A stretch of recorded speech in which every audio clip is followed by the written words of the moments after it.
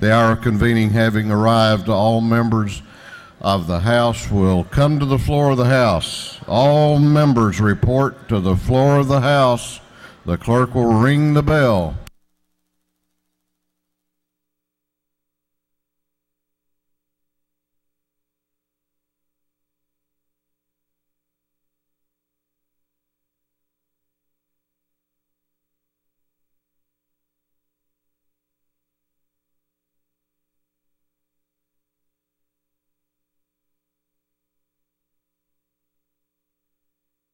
We're about to have the morning roll call. All members will report to the floor of the House. All members.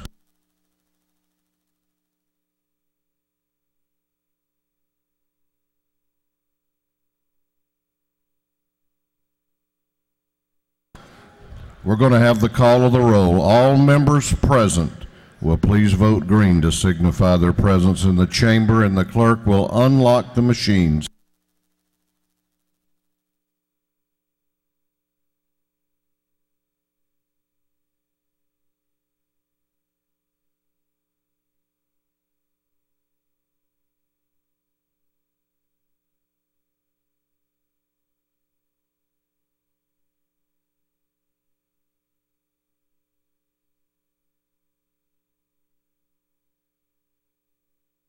Have all members voted? Have all members voted? If so, the clerk will lock the machines. Doorkeepers will please close the doors and keep them closed.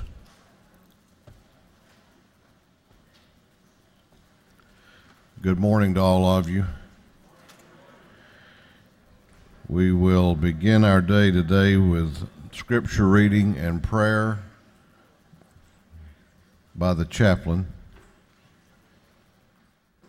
after which we will pledge allegiance to the flag of our country. Our chaplain this morning will be introduced by the gentleman from the 124th House District, Representative Howard. Representative Howard. Good morning. It's a great day. It is a great day in the Lord. And it's a great day in this chamber, for we have one of God's preachers with us today from the Augusta area, by way of Pastor Anthony Booker, who pastors church down in Representative Fleming's district down in Harlem, Georgia. And he's been down there for how many years? About 19 years. To tell you a little background of him, Reverend Booker, I've been knowing him. He started very early in his ministry. We were just talking about it, and even his bio, he speaks of it. You know, he was preaching when he was a little boy, somewhere around 7, 8 years old, and he considered it playing church, and he was playing church, but somewhere along the line the play got real and he started really preaching. So he has a extensive background in the ministry, has served this community for many years. He lives in my district, but he didn't do this on his own, and he brought some of the matriarchs with him that had helped mold him to be the man that he has become. And I want to introduce those ladies in his life that have played a major role in his life. Pastor Booker's mother is here, his grandmother, and his wife. Let's start with his wife. Miss Yvonne Booker is here with him, if you would stand. His mother is here, Miss Carolyn Swain. And his grandmother is with him today, Miss Nellie Booker. Would you stand, Miss Booker? The matriarch of the family. And the main lady that really molds him is his 15-year-old daughter. and she's not with us because she's in school today. And I think you have 2 kids, one kid, one daughter, but Reverend Booker has touched my life in many ways over the years as I've watched him grow in the ministry, and I'm sure you will enjoy, and he'll bring a word that we can all accept today, and we pray God's blessings upon him by way of a message of today. Pastor Booker.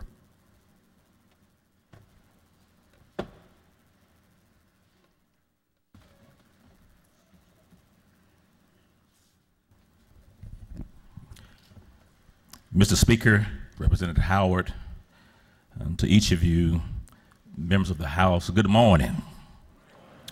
Amen. As we said at New Hope Church, good morning. To God be the glory for the great things that he has done. In the gospel, there's a gospel writer John, in the book which bears his name, chapter 9, records an episode of Jesus healing a blind man. And he instructs the blind man to go and wash his face in the pool called Siloam. During your moments of meditation, I ask that you find time to read that chapter in its entirety. But it's here in this particular story that John records that Jesus teaches you and I as leaders, teaches us leaders, that there are some challenges that we'll face as we follow him and as we matriculate through life, as we encounter life particulars. And the challenge of this, when you look at that particular chapter, the challenges of this that you will find. In following him, you'll discover that there's a challenge in viewing the challenge, the trouble, as an opportunity.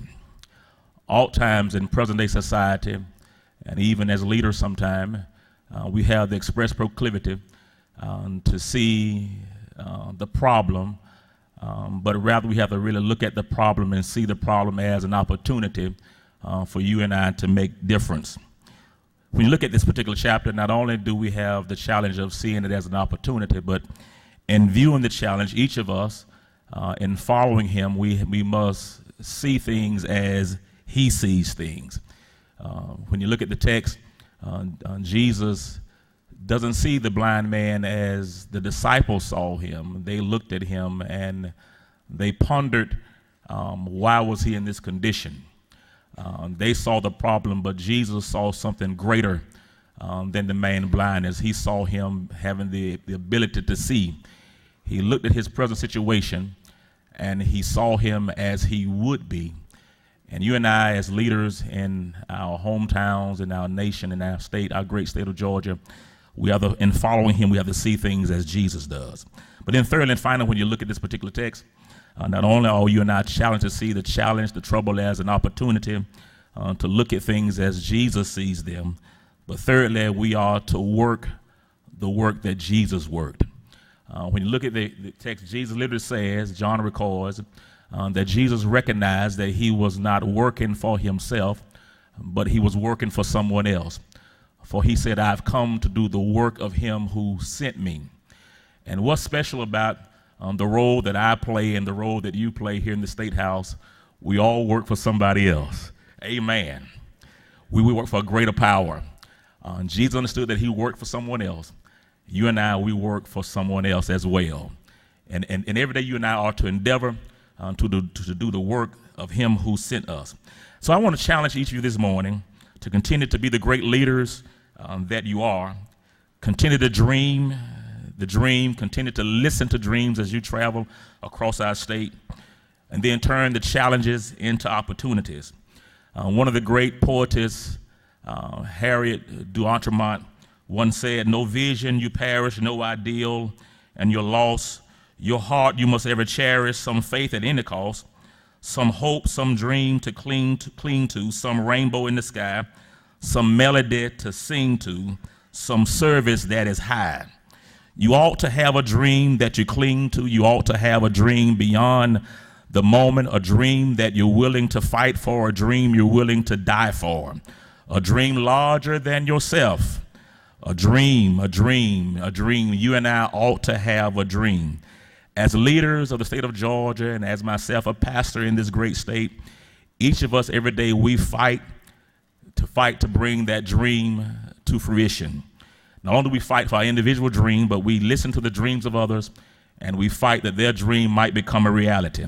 So I challenge you as you progress throughout this session and those for which lie before you to meet every challenge with great success, overcome them and see them as opportunities so we can make the dream happen, the dream that others around us see, bring them to pass. May we bow and pray together.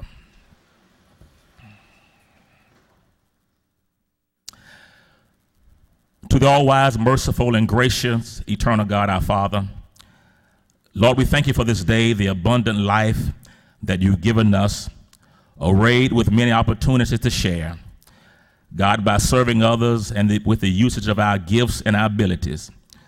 God, we thank you for your pneumatological guidance, and we pray, God, that you quicken our spirits so we will know the power and afforded blessings shared through living and cooperating together in unity. Father, I pray this morning that you bless each member of this house. God, I pray, God, you may give them wisdom, creative thought, divine strength, and eternal health. God, it is our desire this day that our thoughts be your thoughts and our will be yours. Lord, I pray that through the efforts of these men and women that you be glorified and the citizens of this great state, God, be helped, encouraged, made whole, and made prosperous. God, that these persons under this gold dome witness your awesome power, while every sector of human society, God, recognize your love and goodness demonstrated in this capital. Lord, we pray that your power, God, might be demonstrated in them and through them. God, Lord, that they may meet every challenge, God, with great success. And God, now grant us now these blessings that we ask in the precious and the mighty name of Jesus Christ our Lord. And each of us say, amen. I pledge allegiance to the flag of the United States of America and to the republic for which it stands, one nation, under God, indivisible, with liberty and justice for all.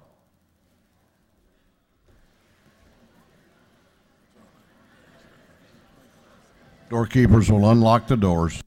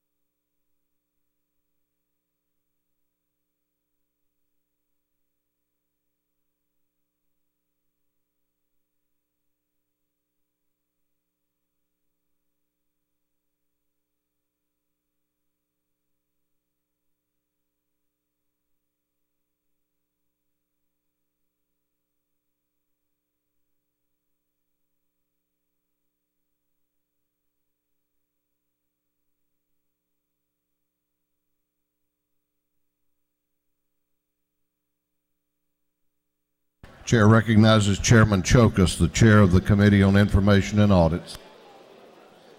Good morning, Mr. Speaker. Your Committee on Information and Audits has read the journals of the previous legislative day and have found them to be correct.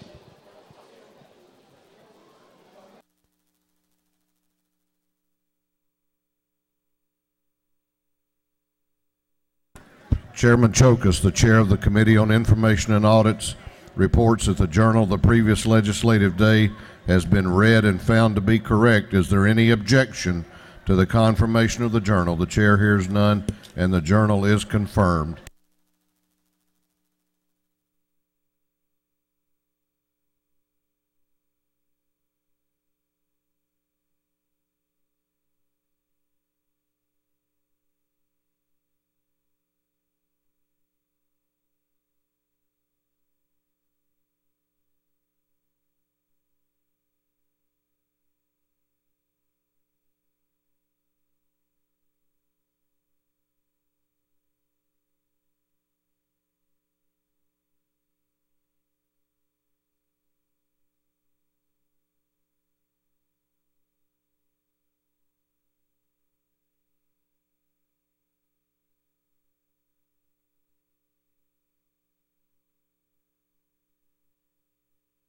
Clerk will read the resolution establishing the order of the business of the day. Mr. Burns, Order 59 moves the following be established as the order of business during the first part of the period. Unanimous consents. Introduction of bills and resolutions. First reading and reference of House bills and resolutions. Second reading of bills and resolutions. Reports of standing committees. Third reading and passage of uncontested local bills and resolutions.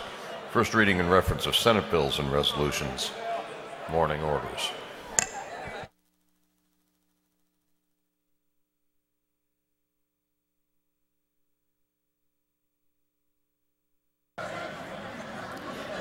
Is there any objection to the adoption of the resolution establishing the order of the business of the day? Chair hears none, and the resolution is adopted.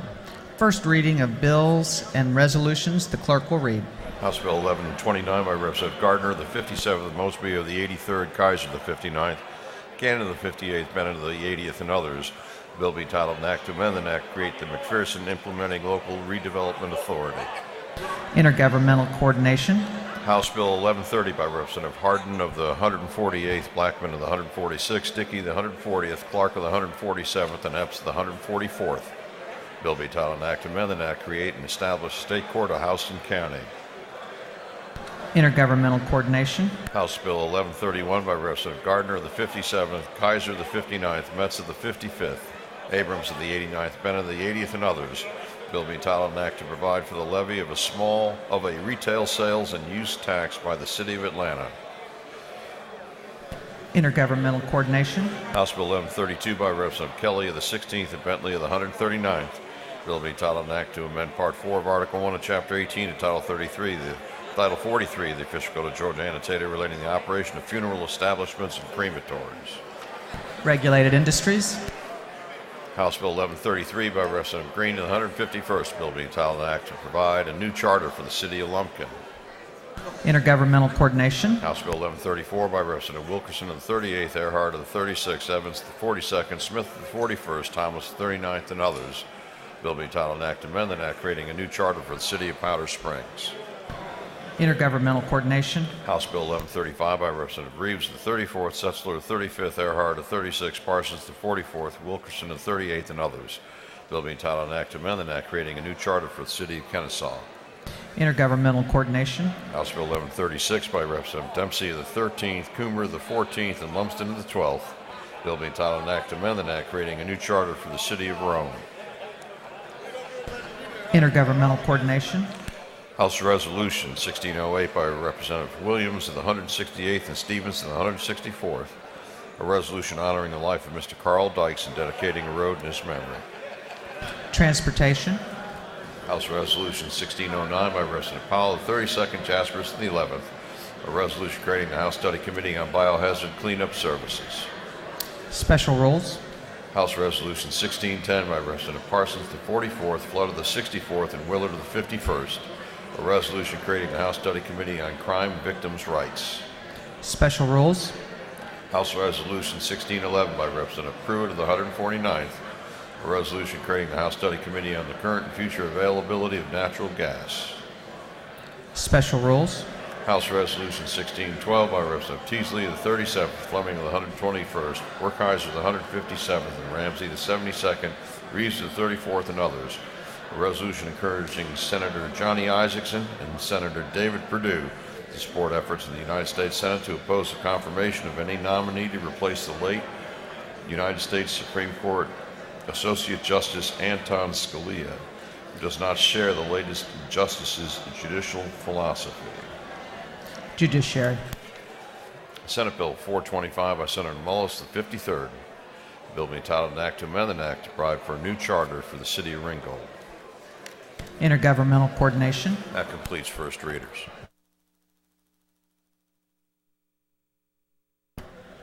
Second reading of bills and resolutions. The clerk will read. House Bill 1117 by Representative Quick of the 117th, a bill to amend an act creating the Downtown Athens Development Authority. House Bill 1118 by Representative Jackson of the 128th, a bill to provide for the filling of vacancies on the Washington County Hospital Authority. House Bill 1119 by Representative Petrie of the 166th, a bill to abolish the office of Elected County Surveyor of Chatham County.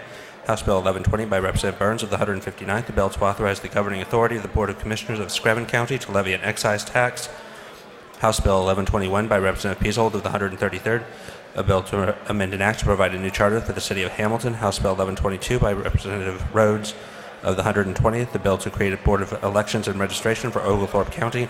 House Bill 1123 by Representative Blackman of the 146th, a bill to amend an act authorizing the governing authority of the city of Warner Robins to levy an excise tax. House Bill 1124 by Representative Perkle of the 155th, a bill to reconstitute the Ocilla-Irwin County Industrial Development Authority. House Bill 1125 by Representative Morris of the 156th, a bill to provide a new charter for the city of Surrey. House Bill 1126 by Representative Morris of the 156th, a bill to provide a new charter for the city of Graham. House Bill 1127 by Representative Morris of the 156th, a bill to create the City of Vidalia Convention and Visitors Bureau Authority. House Bill 1128 by Representative Chokas of the 138th, a bill to reconstitute the Chattahoochee County Board of Education with staggered terms and nonpartisan elections for members. House Resolution 1592 by Representative Clark of the 101st, resolution creating the House Study Committee on Child Care Assistance. House Resolution 1605 by Representative Martin of the 49th, the resolution creating the House Study Committee on Regional Transit Solutions. House Resolution 1606 by Representative Teasley of the 37th, resolution creating the House Study Committee on Affordability of Burial Services. Senate Bill 221 by Senator Ramsey Sr. of the 43rd, a bill to provide for the incorporation of the city of Greenhaven into DeKalb County. Through second readers. Reports of standing committees. The clerk will read.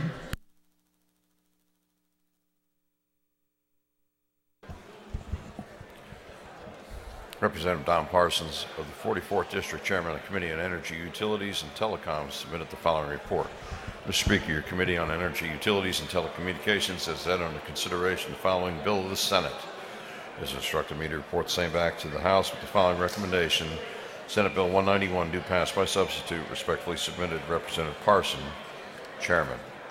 Representative Reinders of the 152nd District, Chairman of the Committee on Governmental Affairs, submitted the following report. Mr. Speaker, your Committee on Governmental Affairs has had under consideration the following bills of the Senate, and it's instructed me to report same back to the House. The following recommendation: Senate Bill 184, due pass by substitute. Senate Bill 208, due pass by substitute. Respectfully submitted, Representative Reinders, Chairman. Representative Sharon Cooper of the 43rd District, Chairman of the Committee on Health and Human Services, submitted the following report. Mr. Speaker, your Committee on Health and Human Services has had under consideration the following bills of the Senate. It has instructed me to report same back to this House with the following recommendations. Senate Bill 273, due pass. Senate Bill 305, due pass. Senate Bill 308, due pass by committee substitute. Respectfully submitted, Representative Sharon Cooper, Chairman. Representative Shaw of the 176th District, Chairman of the Committee on Industry and Labor, submitted the following report. Mr. Speaker, your Committee on Industry and Labor has had under consideration the following bills of the Senate. It has instructed me to report same back to the House with the following recommendations. Senate Bill 277, due pass. Respectfully submitted, Representative Shaw, Chairman. Representative Smith, Chairman of the Committee on Insurance, submitted the following report. Mr. Speaker, your Committee on Insurance has had under consideration the following bills of the Senate. And this instructed me to report same back to the House with the following recommendations. Senate Bill 137, due pass. Senate Bill 290, due pass. Senate Bill 158, due pass by substitute. Senate Bill 302, due pass by substitute. Senate Bill 347, due pass by substitute. Respectfully submitted, Representative Smith, Chairman. Representative Tankersley, the 160th District, Chairman of the Committee on Intergovernmental Coordination Local, submitted the following report. Mr. Speaker, your Committee on Intergovernmental Coordination Locals had under consideration the following bills of the House and the Senate. It's instructed me to report same back to the House with the following recommendations. House Bill 1003 do pass. House Bill 1110 do pass by substitute. House Bill 1113 do pass. House Bill 1114 do pass. House Bill 1115 do pass. House Bill 1116 do pass. Senate Bill 412 do pass. Respectfully submitted, Representative Tankersley, Chairman. Representative Wendell Woolard of the 51st District, Chairman of the Committee on Judiciary, submitted the following report. Mr. Speaker, Committee on Judiciary has had under consideration the following bills of the Senate. It has instructed me to report the same back to the House with the following recommendations. Senate Bill 168 do pass. Senate Bill 262 do pass by committee substitute. Respectfully submitted, Representative Wendell Woolard, Chairman. Representative Brooks Coleman of the 97th District, Chairman of the Committee on Education, submitted the following report.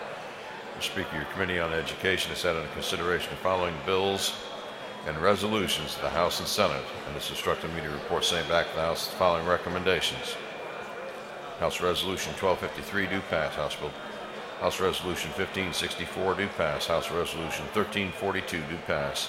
Senate Bill 329 do pass. Senate Bill 374 do pass. Respectfully submitted, Representative Coleman, Chairman.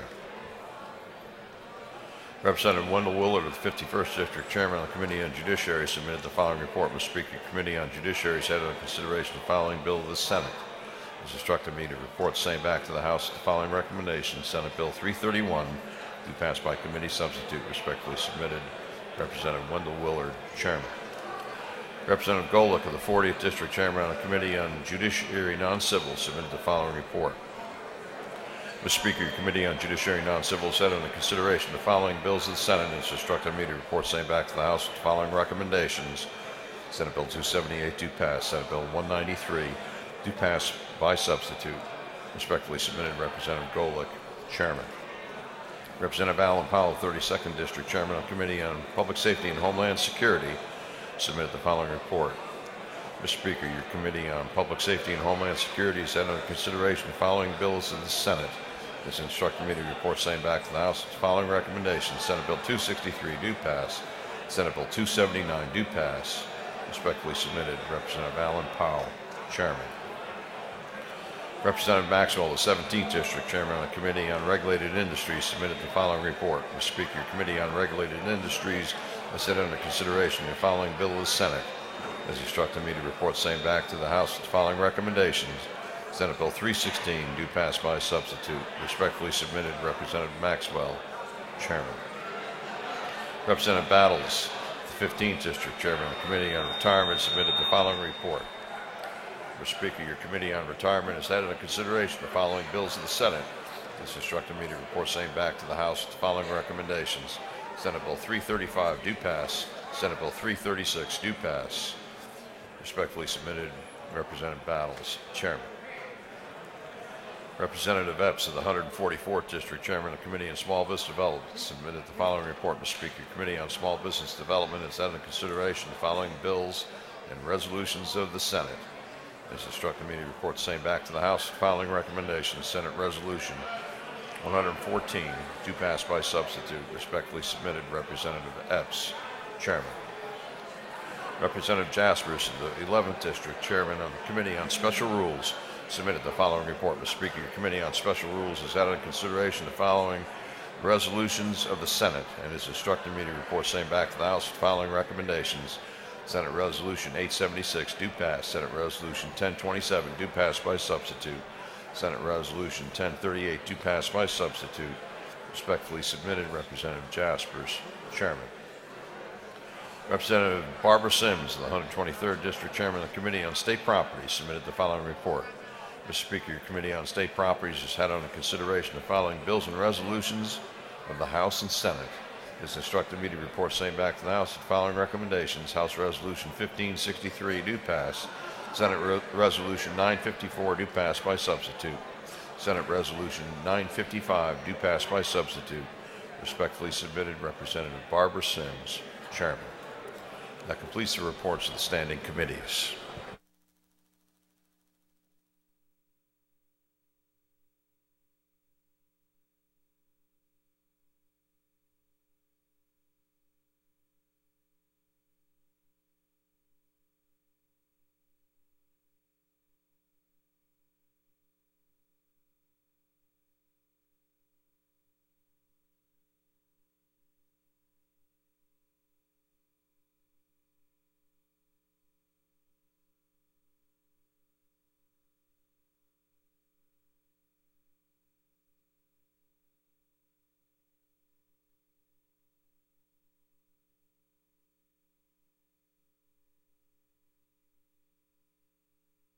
All right, we're about to go to the local calendar.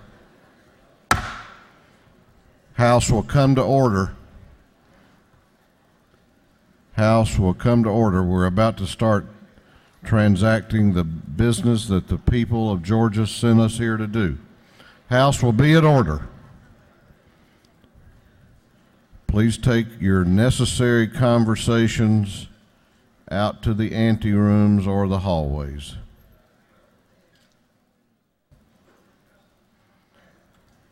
Third reading and passage of uncontested local bills.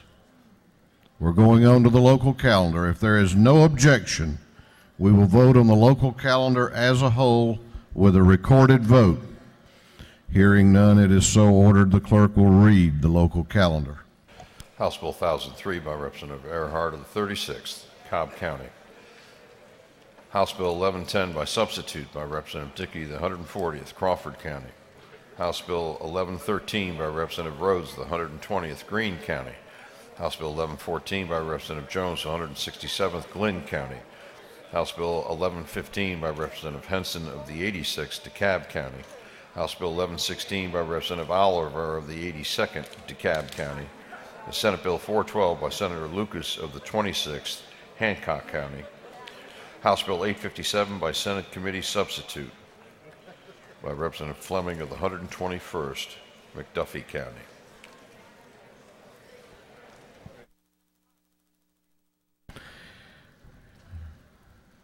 Is there any objection to the previous question being ordered on the local calendar? The chair hears none. The previous question is ordered.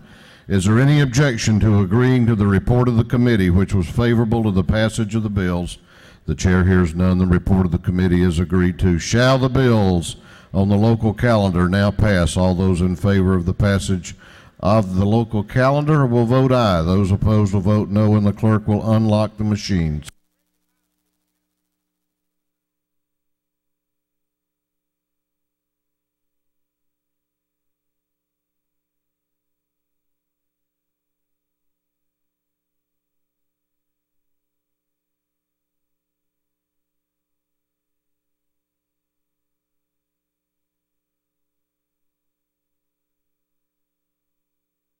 Have all members voted? Have all members voted? If so, the clerk will lock the machine on the passage of the bills on the local calendar. The ayes are 162, the nays are 0. These bills, having received the requisite constitutional majority, are therefore passed. Senate Bill 343 will be postponed until the next legislative day.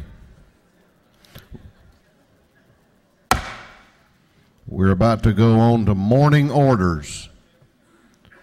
Morning orders.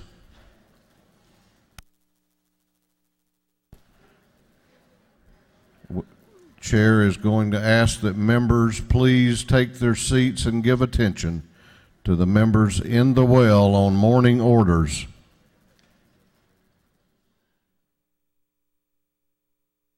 Chair recognizes for a morning order Representative Trey Kelly. Representative Kelly.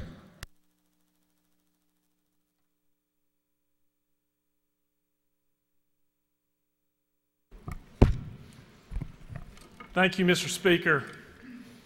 I came to this well this morning. I want to make a couple things clear. My whole life, I've grown up a Georgia Baptist. I went to a Georgia Baptist college. I go to a Georgia Baptist church now. Me and my wife got married in a Georgia Baptist church. My dad's a pastor at a Georgia Baptist church. My brother is a youth pastor at a Georgia Baptist church. I'm proud to be a Georgia Baptist. But today I'm in this well because I'm absolutely ashamed of the actions taken by someone out there in that hall who wears a badge and claims to represent Christian values and us Georgia Baptists. Last night an email was sent out with an article in it, written by Mike Griffin. In that article, he's referencing the debate we're having over an issue that I consider extremely important, protecting our religious liberties. But in that article, he referenced our state government in this House, compared us with the most despicable person I think ever walked this earth, Adolf Hitler. I'm ashamed that this man was walking around this Capitol with a badge claiming he represents me and my faith. We need to have a productive conversation about what we can do to protect the religious liberties of us Georgians. We're having that debate right now. There's room for a lot of people to be involved in that debate. But it's one that needs to be had in an adult manner and one that I consider needs to be had in a Christian manner. There's no place for individuals who are going to resort to name calling like this. It's certainly not good taste as a professional or as a Christian. My God, through his son Jesus in the 22nd book of Matthew, when asked about what's the greatest commandment, he said, first, love your God with all your heart, soul, and understanding. But then he said, love your neighbor as yourself, that all laws come from these two commandments. I certainly can't believe that our God approves of name-calling like this that's taking place from someone who claims to represent his faith. I'm going to ask him to personally apologize to every one of us in this room, to our speaker, who starts us off every day with a pastor of the day.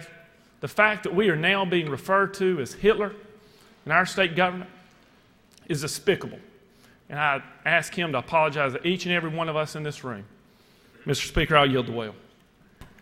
Chair recognizes Chairman Randy Nix for a morning order.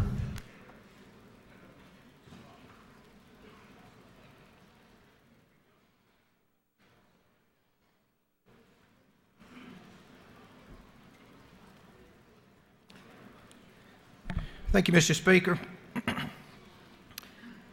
I too am appalled that one who walks these halls, supposedly representing God-fearing, Bible-believing people who seek to lead Christ-like lives, would invoke the name of one of the most infamous, evil characters that history has ever known, for no other reason than to inflame the passions of good people. People, you and I, who are here working to create a better Georgia. As I thought about this, the thing that came to my mind, the biblical example. Jesus was going down the street, there was a commotion. He goes over and the people, a group of men are gathered around this woman.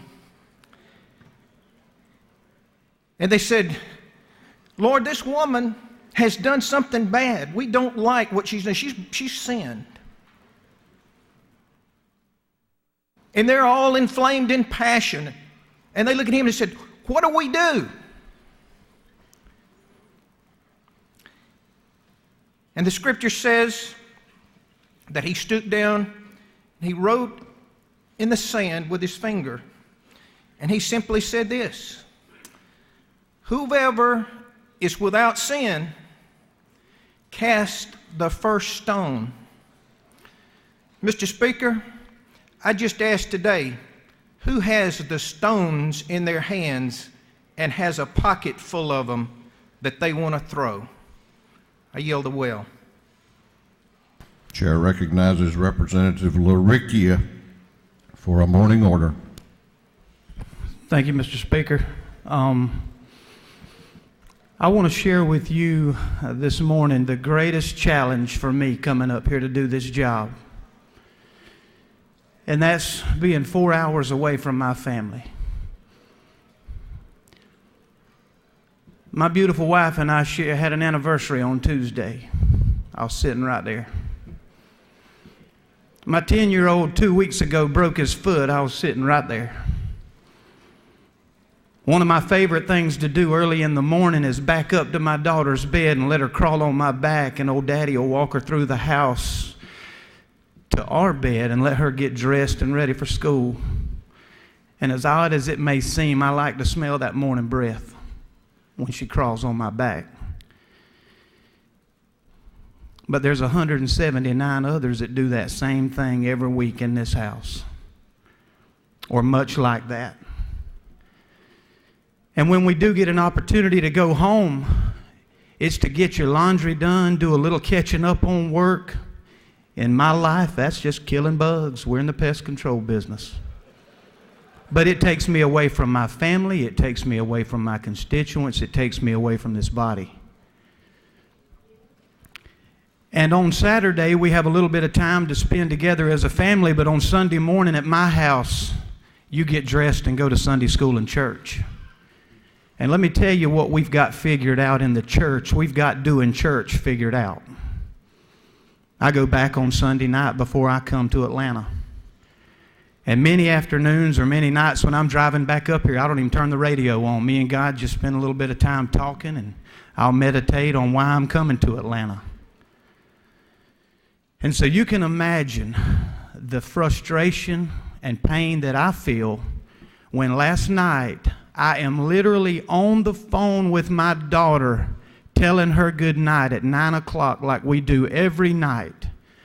And a text message interrupts the phone conversation that says, "Have you seen what Mike Griffin has written in the Christian Index?" And that's when the devil got into the vehicle with me. People, the author of confusion comes in all different shapes and sizes, and if you think he don't live in the church, you hadn't been in the church. I have grown to love and respect this body because whether or not I like it, you are my family from January to April.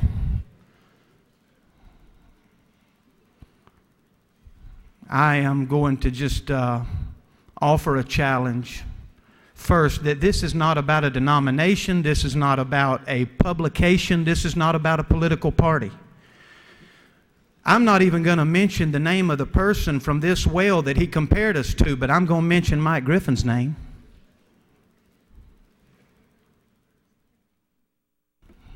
I hope that my life says a lot more about who Jesus is to me than any words that I can publish or any words that come out of my mouth. Mr. Speaker, I yield the will. Chair recognizes Representative Ballinger for a morning order. Thank you, Mr. Speaker. Like a lot of people that have took the well, I was raised Baptist, but I'm Catholic, so I guess I offer something of a different perspective. I was sworn to this House in 2013, and as I worked my first bill through the House and through the legislative process, I became appreciative of the collaborative process, the interplay and the exchange of ideas and different perspectives that each of us represent. We all represent the state of Georgia. Each of us sit in this seat, and we sit on behalf of approximately 55,000 people back home. And that's the perspective, and that's the vision that we have to bring to this House. We may disagree. We may not always be on the same page. We may not always vote the same way. But at the heart, this House is founded on mutual respect, on what each of us represent. We're representatives. Each of us sit in these seats in place of each of our constituents, and we find we have to be able to be collaborative. We have to be open, and we have to be able to listen. And someone has challenged the integrity of this House. They have shunned our discourse and our collaborative process. They have belittled our spirit of cooperation, and they have maligned each and every member of this House. This is not an attack on an issue. That email was not for an issue. That email was an attack on us. That was an attack on our House.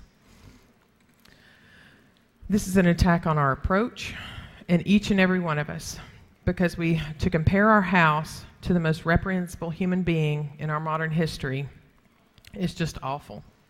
This is a conversation that has devolved and has now become out of hand. Our thoughtful deliberation and our considered approach to do what is right for Georgia has been challenged. We're being compared to the most reprehensible human being known in our modern history.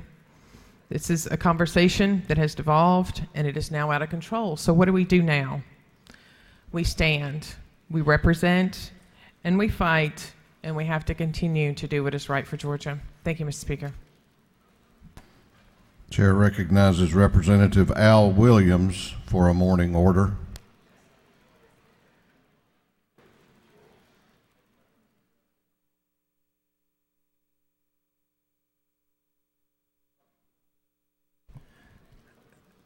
Thank you, Mr. Speaker.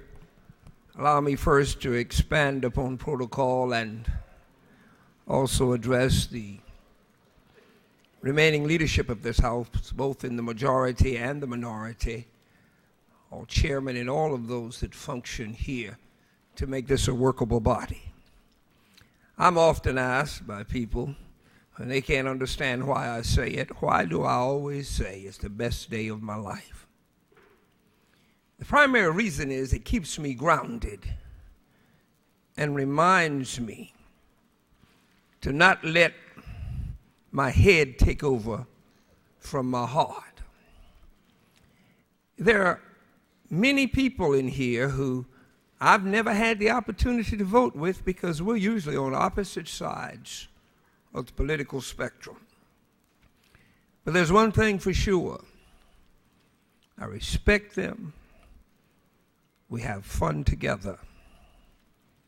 My fear about what happened with that article yesterday is that Georgia will fall into what has become a national pastime, and that's to relieve oneself of civility and just being commonly decent. But you know, there's one thing about a Christian. They don't have to advertise who they are because you should see it in them daily. Now, I must say this, I have no qualms with Mr. Griffin because I wasn't surprised because in 14 years, as many years as he's been here, he's never spoken to Al Williams, and we pass every day. That ain't Christian-like, I'm sorry. I'd appreciate a good morning, a good evening, a get lost Al, or something every once in a while. But when you take off your Sunday morning mask and the real you is revealed, sometimes you write it down and it's there forever. It's one thing, and I'm embarrassed. I'm not a member of the Georgia Baptist Convention. I'm a member of the Georgia Missionary Baptist Convention, but we're all Baptists. It is embarrassing to hear someone representing a Christian organization. Why am I standing here? Because the statement was made about the legislature. That means all of us were indicted. When I came here because the people of then, the 128th, elected me. But I learned soon that this was greater than just another office. I've formed relationships here like none I've formed since leaving Vietnam. And I take personal affront to anyone who questions the dignity of this body. It's like I was when I was a little boy growing up. Now, I can fight my brother. I can hit him in the nose, but you can't touch him because I'm ready to fight you. That's called home, family. I'm disappointed. But from a bigger standpoint, be careful. Let's don't fall in the abyss of what we're seeing in this country. You can't say anything to anybody anytime you get ready to say it. Common decency must become the rule of the day again. We must be decent. We must say decent things. We must respect institutions. I can't say a disparaging word about this House of Representatives because I love Georgia too much. I love this House too much. I disagree with that little thing called the vote, and I'll go to this well, but I'm going to be respectful when I do it. And some of you, I will flat love the hell out of you. Stay in prayer for this state, but most of all, pray for those who would despitefully use you. Pray for them. I certainly hope that this is not an indicator of things to come. With that, Mr. Speaker, I yield the well. Chair recognizes Chairman Terry England for a morning order.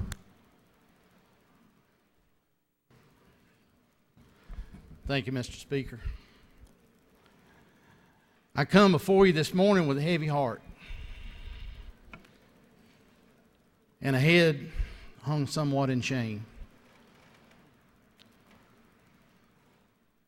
that a person that's a spokesperson for the denomination that I was born and raised into the church represents would say what was said yesterday, last evening, about this body,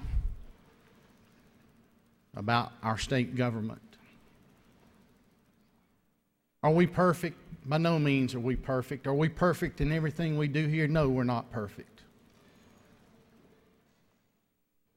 But I know the other 179 of you come up here with the best intentions to represent the people that elected you to come here.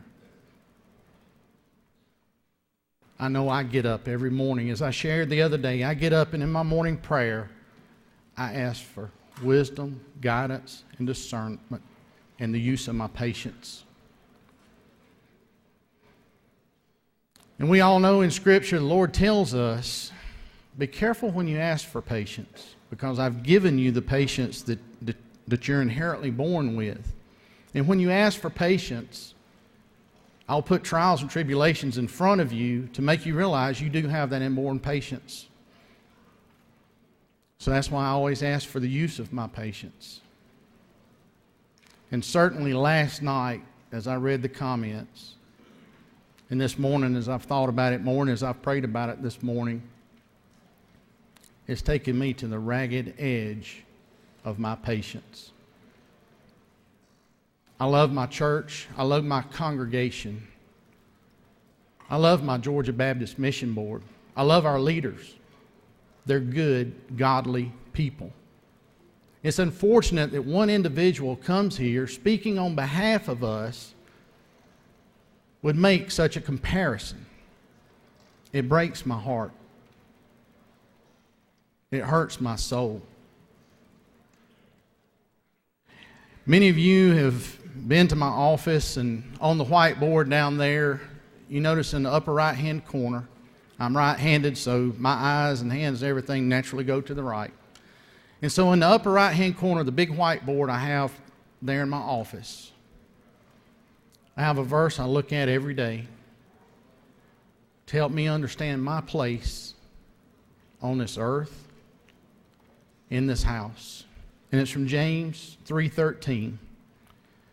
And it says, "Who among you is wise and understanding? Let him show by his good behavior his deeds in the gentleness of wisdom." Ladies and gentlemen, the discussion over a very important issue has lost the gentleness of that wisdom. I was born and raised in that church that I'm telling you about. You know, as a kid, you got a lot of important things. My important thing was a dirt mound in my mom and daddy's backyard and a bunch of Tonka toys. And the need to level that dirt mound and make roads and lakes and ponds and everything else in it. But I'd always have that call, come on, get it cleaned up. Because as a kid, like many of you, I had a drug problem. I was drugged to church. And as that young child playing with those Tonka toys, I didn't think much of it at that point. But as I got a little older, got a little wiser, somebody came knocking on my heart. And it's the person we know as Jesus Christ. And he came into my heart one night, sitting on the front row of a church at a gospel singing with a marchman quartet. singing If It Wasn't for the Lighthouse. That's my testimony. That's how the Lord spoke to me through that song, through those men. My uncle playing the piano for that group. Went on to see the Happy Goodmans and Inspirations of Florida Boys, all the ones that we know by heart, saw them all over this great state. And through that music and through the preaching of Bible-believing, godly men in our church, I came to know the peace and love that only Jesus Christ can exemplify. And unfortunately, here in this building, that love that I hold in my heart has been somewhat betrayed. Mr. Speaker, I yield the will. Chair recognizes Chairman Paul Battles for a morning order. I don't think it's a secret that I am a 40-year ordained minister in the Southern Baptist Church. Pastored 25 years Southern Baptist churches. And I will assure you this is not the feeling of 99.9% of Southern Baptists. I am angry. I am ashamed that this particular article was not edited out of the Christian Index before it went out to the public. I know Dr. Gerald Harris, who is the editor-in-chief of the Christian Index, personally. I've got a call into him right now to let him know that what has happened has really put a scar on our convention. And you know, the scripture tells us that God is the vine, we are the branches, and the only way that those branches can grow is when sometimes there is the need for pruning. Well, it might be that Mike Griffin needs to be pruned. And we do not need, nor do we want anyone who varies from the fact that Jesus Christ is Lord. And the only way that we find true peace, comfort, and direction in our life is through Him.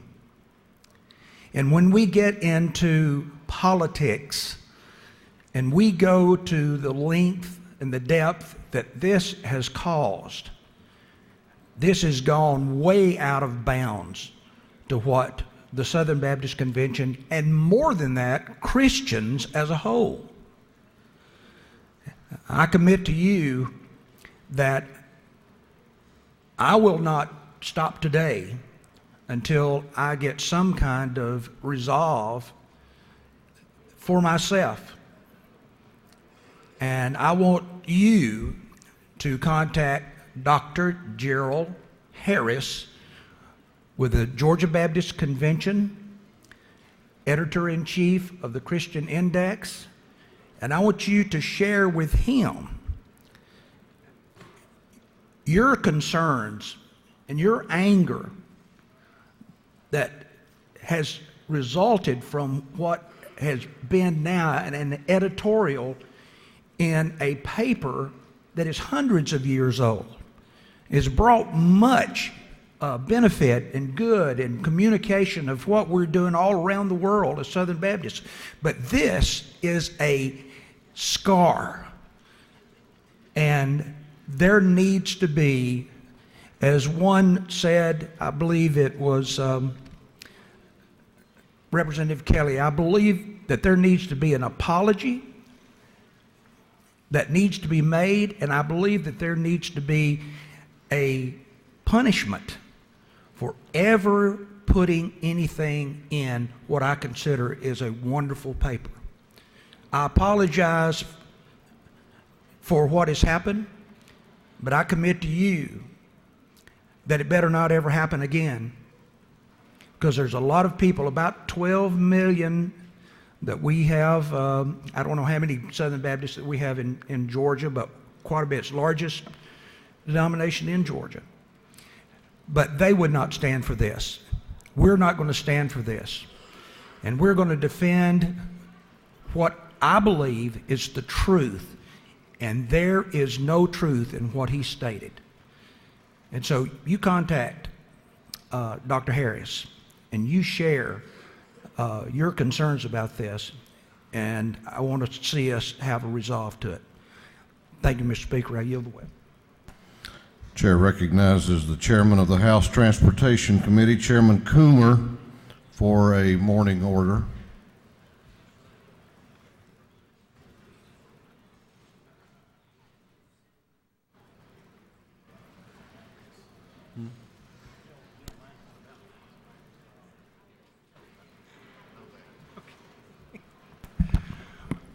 I'm not a Baptist, and I'm not here to talk about the Baptist. I have a completely different issue. I have a resolution I'd like to invite everybody to sign. It is a bridge naming honoring the late Representative Bob Bryant, and I'm going to have it at my desk this morning, and I ask you to sign it. We'll get that filed today and moving forward. Thank you very much. Chair recognizes Chairman Reinders and Representative Elam for a morning order.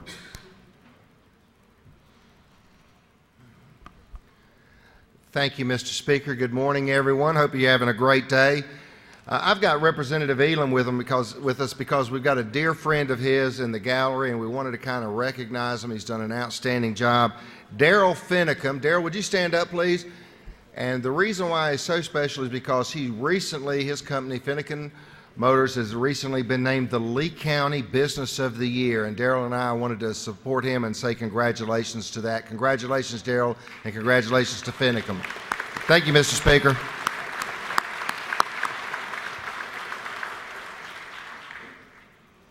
Chair recognizes Chairman Amy Carter for a morning order. Thank you, Mr. Chairman. I actually bring before you House Resolution never mind. It's a House resolution. It doesn't have a number yet. But it is honoring the life of Jay Shaw by dedicating and naming a road after him. If any of you are interested, please come by. I'm going to leave it right here on this podium, and if you don't mind, please sign along. Thanks. You meant to say you would have it at your desk, I think, didn't you? I meant to say I will have it at my desk. Thank you.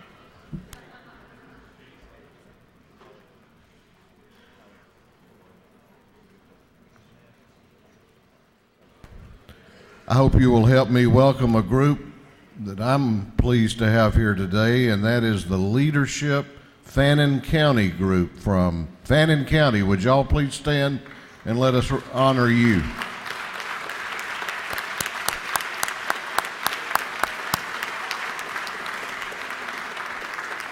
I hope a visit to Blue Ridge and Fannin County is on all of your agendas soon. Chair recognizes Representative Darlene Taylor for a morning order. Thank you, Mr. Speaker. Amy, Sam, you want to come up too? We're very happy today to have with us the Chamber's leadership from Thomas County. I think they're in here. They had scheduled there they are. Please give them a warm welcome. Thank you.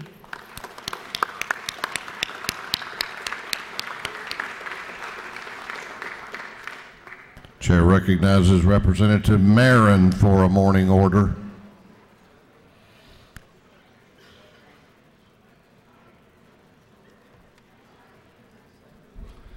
Thank you, Mr. Speaker. Good morning. Today I rise to recognize an outstanding citizen for District 96, one of my constituents, Mr. Alan Chan. Mr. Chan, would you rise, please? Mr. Chan co-founded Virtual Spine, a company that focuses on stem to stern spinal devices featuring novel extrude porous layer technology and biomaterials. Virtual Spine is the first one to be cleared by the FDA to manufacture a device entirely out of polyether ketone that also contains surface porosity. Mr. Chan also serves as an advisor on the Scorio biomaterial and developed manufacturing process and is currently preparing for the upcoming commercial launch of Virtual Spine first device and leading the development of additional product lines. Mr. Chen has mentored cooperative students from the Georgia Institute of Technology on SolidWorks modeling software design and basic machining. It's abundantly proper that we recognize Mr. Chen for all his accomplishments today. Thank you, Mr. Chen, for being here.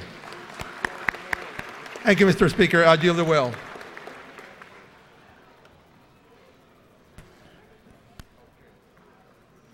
Chair recognizes Representative Sharper, Representative Dexter Sharper for a morning order.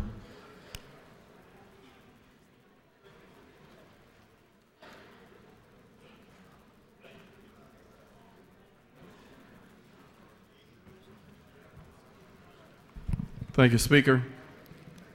I was going to sing a song,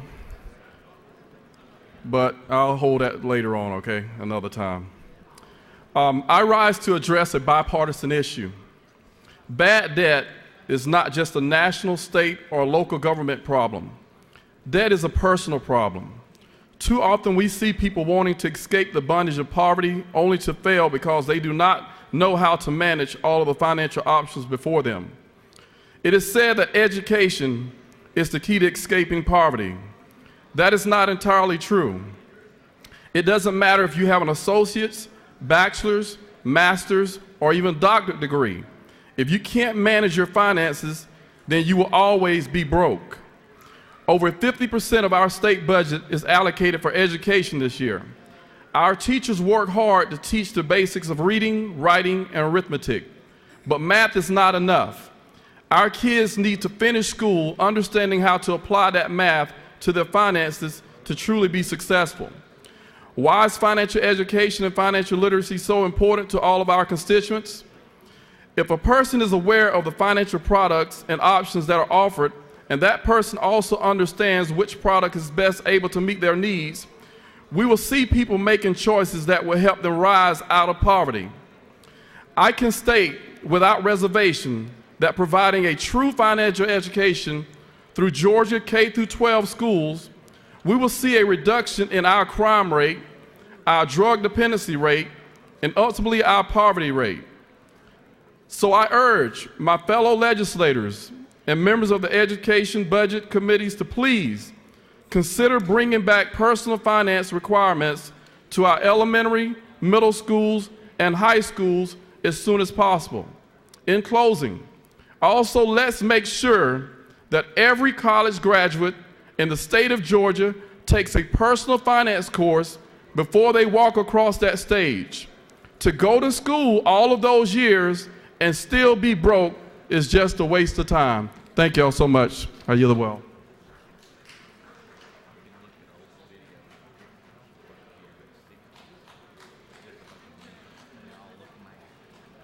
Chair recognizes for a morning order Chairman Tommy Benton and Representative Waits for a morning order.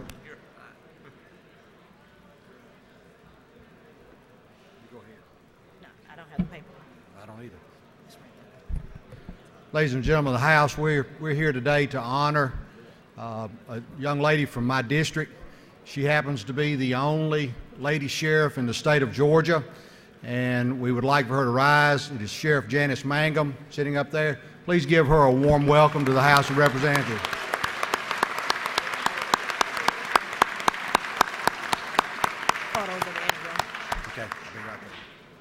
Mr. Speaker, we yield the well. Chair recognizes Representative Dukes for a morning order. Mr. Speaker, and the ladies and gentlemen of this august body, on October the 11th, 2010, incorporated within the city of Atlanta was the National Association of Women-Owned Small Businesses Incorporated, under the leadership of its founder, Ms. Tammy Bailey Fruits, who is the first president. They are an organization that is designed to educate, along with Representative D. Hawkins Hagler, and Representative Carter, and Representative Bennett, and all of the other women business owners of this august body. All of the other business owners, women business owners in this body. But their organization is designed to educate and to build and to certify and support women-owned businesses throughout not only this state, but this country. They have brought together events that is centered around how to do business with. That is with the state of Georgia, the business community. We are very pleased to have this organization here today, and we would ask that you stand with us while we recognize the members of the National Association of Women-Owned Small Businesses.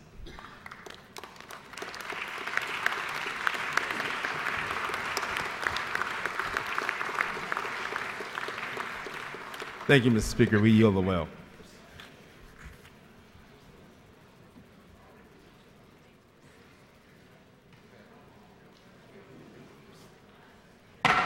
House will be in order. The chair recognizes Representative Gardner to introduce the Doctor of the Day.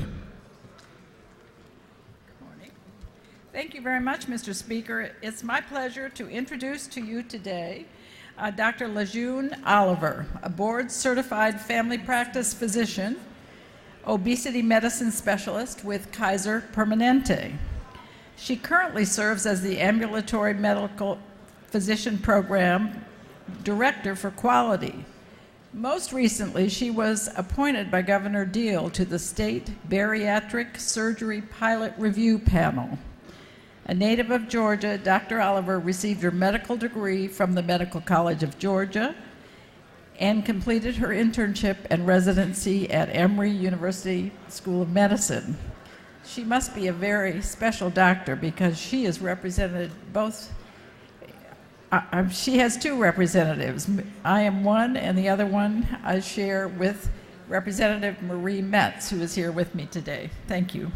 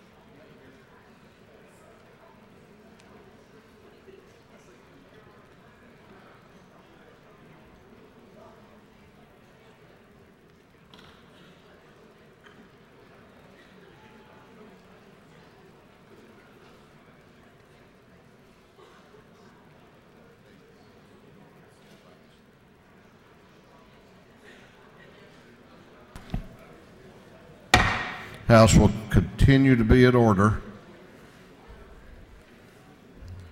Clerk will read the caption to House Resolution 1559.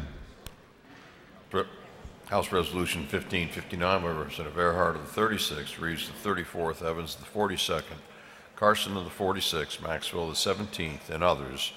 A resolution recognizing and commending the students, coaches, and staff involved in the inaugural football season at Kennesaw State University and for other purposes.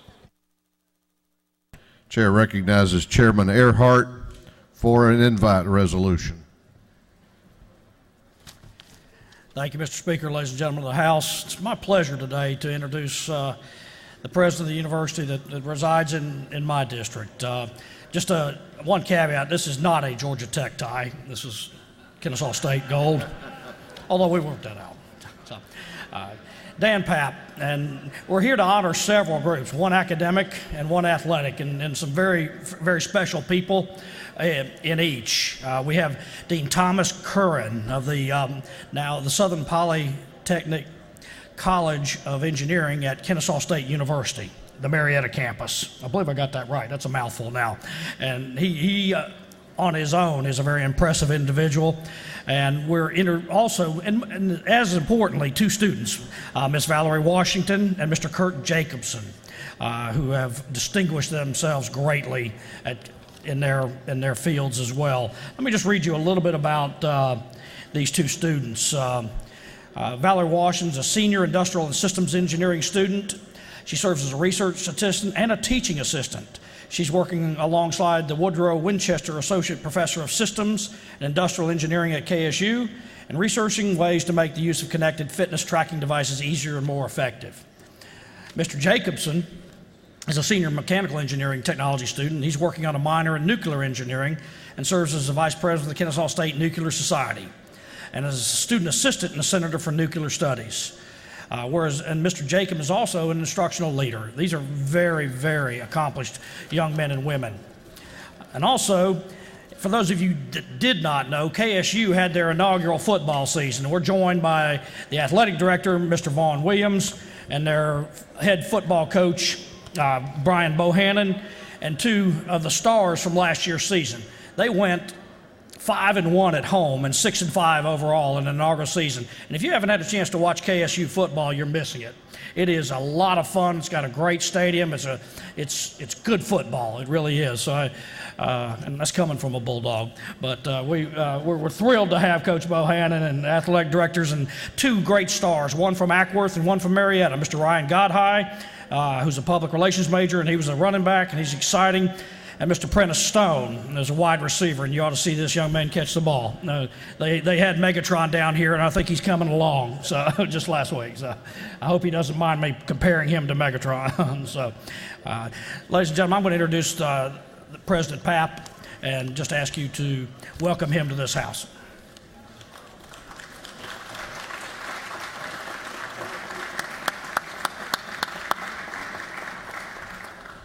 Thank you, Representative Earhart, and thanks to all of the members of the House of Representatives. We deeply appreciate all of the support that you provide to Kennesaw State and also to the entire university system of Georgia. I've been in the university system of Georgia for 42 years in one capacity or another, and throughout those 42 years, I've been proud to say that the support that the legislature of the state of Georgia provides the university system ranks among the best state supports in the country. So thank you on behalf of all of us at Kennesaw State. Thank you on behalf of all of us in the university system of Georgia. A couple of quick words about what's been going on at Kennesaw State over the course of the last few years. In 2013, the Board of Regents elevated us to the ranks of comprehensive university. 2014, Southern Polytechnic and Kennesaw State spent the entire year going through consolidation. We are now one consolidated university. We call ourselves the New U. 2015, as Representative Earhart has already said, was our first football season ever. I should note that we also wound up having the 10th best game day experience in the country in FCS. And then this year, just a month ago, the Carnegie Foundation declared that Kennesaw State was now a research university. It's been a heck of a great ride at KSU, and we're just starting. Thanks again to the legislature, thanks to the House, thanks to the Speaker for everything that you're doing to support KSU and the university system. Mr. Speaker, thank you, sir. Thank you.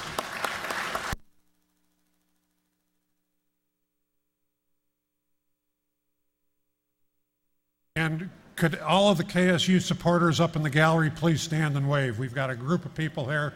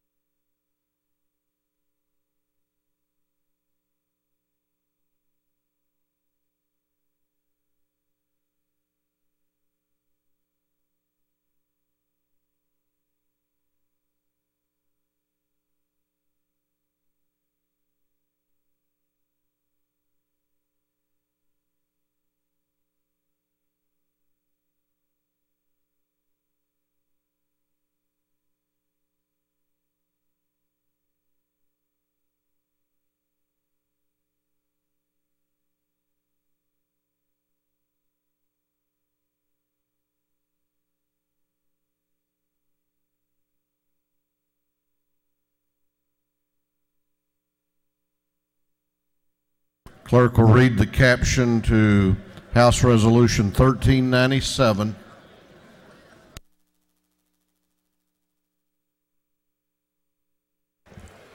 House Resolution 1397 by Representative Kaiser, the 59th, Gardner, the 57th, Bescom, the 54th, Bruce, the 61st, Waite of the 60th, and others. A resolution recognizing Mr. Derek Kayongo and congratulating him upon his appointment as the new CEO of the Center for Civil and Human Rights and for other purposes.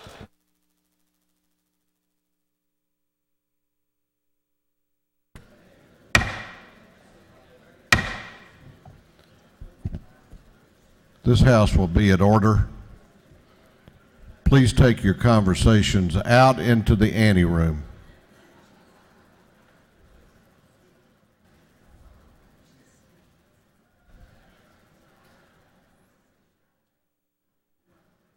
Chair recognizes Representative Kaiser for an invite resolution.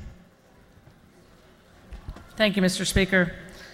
Today I'm just incredibly honored to welcome and recognize Mr. Derek Kayongo. He's not only the best dressed person I think I've ever introduced to this House, but he's the new CEO of the Civil and Human Rights Center here in Atlanta. I'd also like to introduce his guests, and if you'll help me welcome, he's got Mr. A.J. Robinson, who's head of Central Atlanta Progress, Mr. Fatima Ba, Mr. Joe Iorochi, and Mr. Maceo Williams. If you'll help me welcome them, please.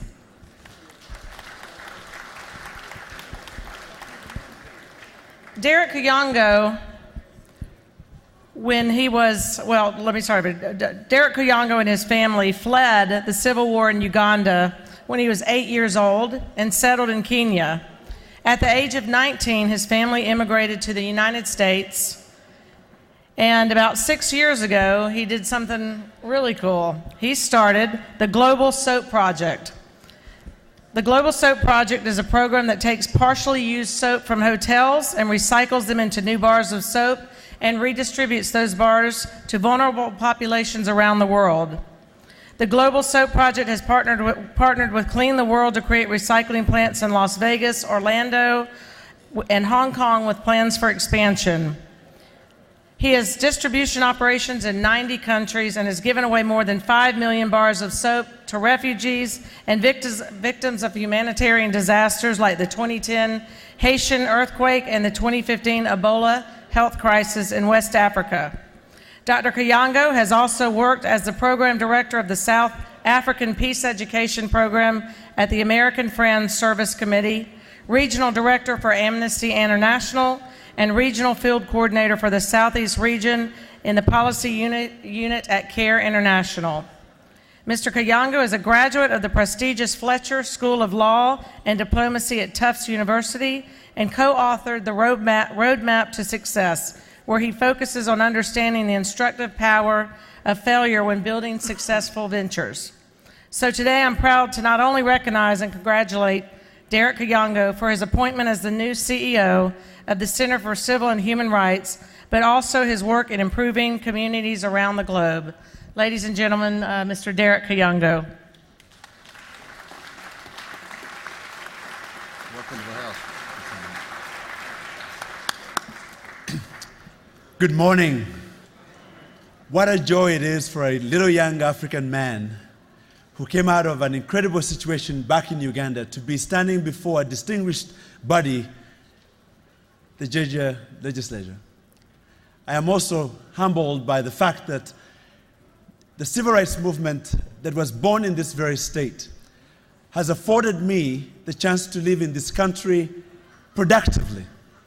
And I'm doing that with distinction, not only as a human being, but I'm also bringing up two little young new Georgians called Lauren Kayongo and Kevin Kayongo.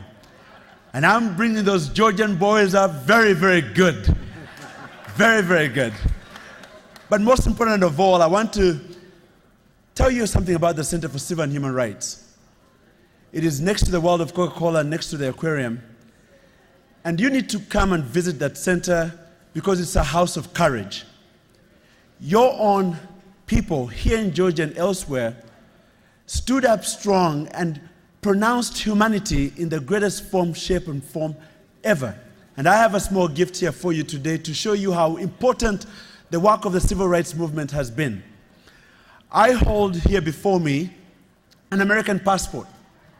I became an American about 7 years ago.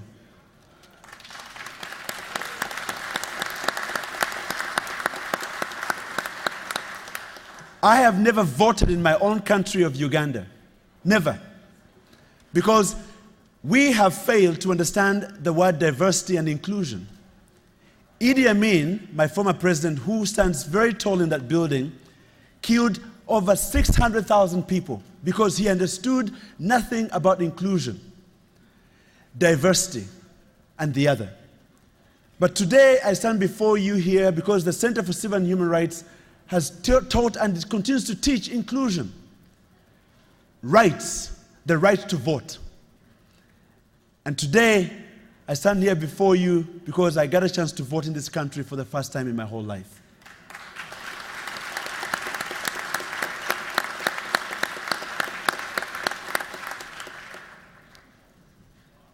Courage is the only thing that impresses me, because I've stood before the most uncourageous men and women in my entire life.